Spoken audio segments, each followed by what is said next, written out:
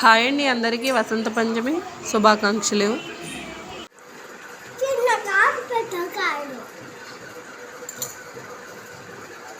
అందుకే కాలుతో చెప్పాను, పెద్ద పెట్టమా.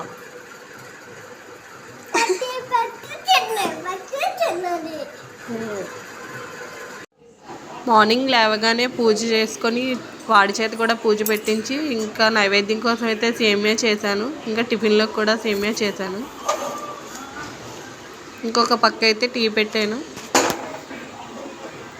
ఎందుకంటే మార్నింగ్ 4:30 ఆ టైంకి లేచి ఇల్లంతా సర్ది ఇంటి పనులన్నీ చేసుకొని మా వాడి చేత పూజ చేసి ఇంకా టీ అయితే తాగలేదు.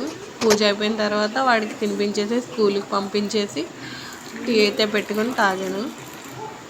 ఇంకా లంచ్లోకి అయితే సాంబార్ చేసి క్యారెట్ ఫ్రై అయితే చేసుకున్నాము. మ్యాక్సిమం మా ఇంట్లో సాంబార్ చేస్తే అందరూ క్యారెట్ ఫ్రై కానీ ఎగ్ ఫ్రై కానీ చేసుకుంటాము. ఇంకా వసంత పంచమి కాబట్టి ఎగ్ ఫ్రై నాన్ వెజ్ తినకూడదు కాబట్టి క్యారెట్ ఫ్రై చేసుకున్నాము. ఇంకా సాంబార్ కోసం అయితే చింతపండు మొత్తం నానబెట్టేసి మా స్టైల్లో సాంబార్ అయితే చేస్తున్నాను. ఈరోజైతే వాడు చాలా బాగా పూజ చేశాడు. మినిమం ఒక 11 టైమ్స్ అయితే సరస్వతి నమః అని చెప్పాడు. ఎందుకంటే ఎప్పుడో చిన్నపిల్లలు, వాడైతే నర్సరీ చదువుతున్నాడు కాబట్టి అంతసేపు కూర్చొనే ఉన్నాడు. కానీ వాడు చాలా చక్కగా చెప్పాడు. మొత్తం క్యారెట్ అంతా చెక్కలు అన్నీ తీసేసుకొని ఫాస్ట్గా చేసేసుకుంటున్నాను. ఎందుకంటే వాడికి హాఫ్ డే స్కూల్స్, మళ్ళీ 12 కల్లా వచ్చేస్తాడు. 12 కల్లా వచ్చేసి మళ్ళీ లంచ్ తినిపించేసి వాడిని అయితే పడుకుని పెట్టేస్తాను. మళ్ళీ 4కి అలా లెగిస్తాడు. లేచి మళ్ళీ పాలు తాగి ఇంకా ఆడుకుంటాడు. ఇంతకీ చెప్పడం మర్చిపోయాను, మా వాడి పేరు జస్విన్ లక్ష్మీష. లక్ష్మి అనేది మా అత్తగారి నేమ్. వాడి నేమ్లో కలవాలని యాడ్ చేసాము.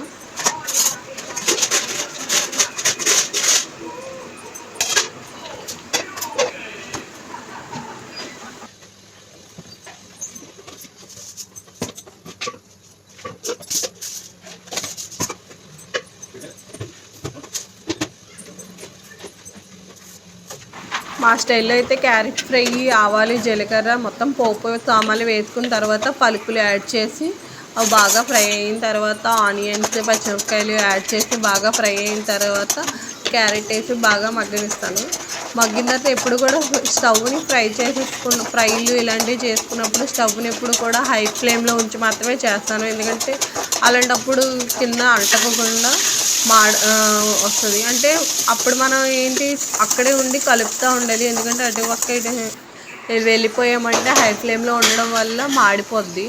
మనం కొంచెం కలుపుకుంటూ చేయడం వల్ల చాలా బాగుంటుంది. ఇంకా అంటుకోకుండా వస్తుంది, పొడి పొడిగా కూడా ఫ్రై అనేది వస్తుంది.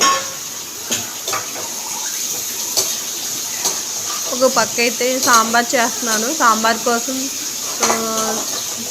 కందిపప్పు, టమాటీలు, పచ్చిమిరపకాయలు ఇవి అయితే ఉడకబెట్టుకుంటున్నా 2 ఆనియన్స్ వేసి.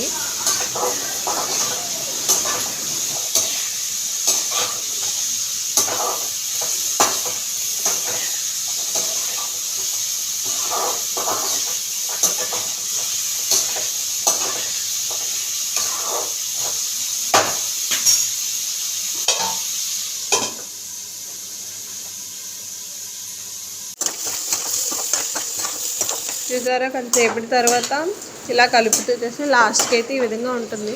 అప్పుడు మనం ఉప్పు, పసుపు, కారం అనేది యాడ్ చేసుకోవాలి. ఇంకా తర్వాత ఈవినింగ్, ఇప్పుడైతే మధ్యాహ్నం వాడు స్కూల్ నుంచి వచ్చి వారు లంచ్ అన్నీ తినిపించేసాక ఇప్పుడైతే ఈవినింగ్ మొత్తం కిచెన్ అంతా నీట్గా క్లీన్ చేసుకొని మొత్తం లంచ్లో అయినా మొత్తం కిచెన్ సామాన్లు, బౌల్స్ అన్నీ కూడా నీట్గా క్లీన్ చేసుకుంటున్నాను. మళ్ళీ ఈవినింగ్ టీ పెట్టేసి ఒక పక్క ఇవన్నీ క్లీన్ చేసుకుంటున్నాను. నా పనులన్నీ కూడా నేనే చేసుకుంటాను, ఫాస్ట్గా చేసుకుంటాను.